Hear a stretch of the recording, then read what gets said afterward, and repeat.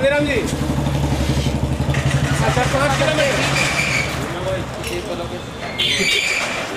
हमारे साथ पहुंचे हमारे बड़े ही आदरणीय बड़े भाई परवीन बड़सी जी, जो हमारी इस पूरी टीम का नेतृत्व कर रहे हैं।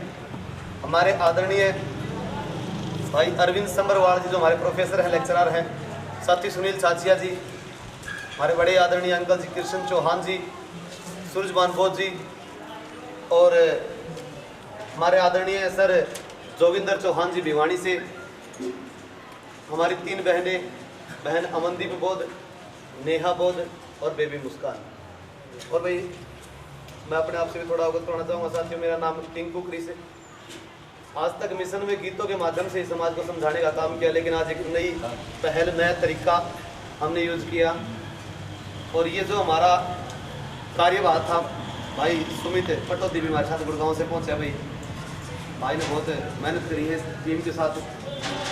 तो साथ ही ये जो विषय है, ये जो टेम्पलेट है, ये प्रत्येक सबको आपको दिया जाएगा। इसमें लिखा हुआ है स्पष्ट, हमारा उद्देश्य भारतीय संविधान की मूल भावनाएं, उनके दर्शन मात्र, उनका प्रचार प्रसार करना है। और कुछ अहम विषय, इसके अंदर 12 विषय लिखे गए हैं, इनके ऊपर चर्चा करना है, इनके ऊपर चर्चा करना है।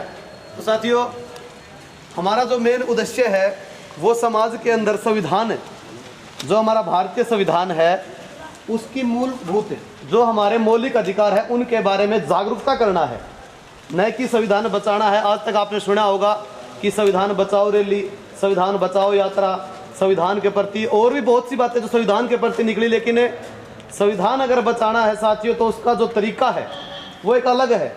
अगर संविधान बचाना है तो हमें संसद में जाना पड़ेगा, और संसद में जाने से पहले हमें सांसद बनना पड़ेगा।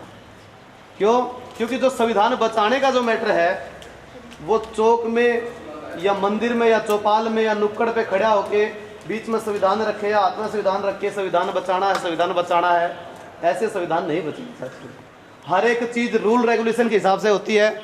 और उसी प्रकार हम ये यात्रा जो लेके चले हैं, संविधान जागृति यात्रा, इसका भी ये रूल है कि जो भी हमारे साथी हमारे साथ पहुँचे हैं, वो सिर्फ इसी विषय पे आपके बीच में डिस्कस करेंगे कि हमें संविधान की जागृति किस प्रकार समाज में लेके आनी है।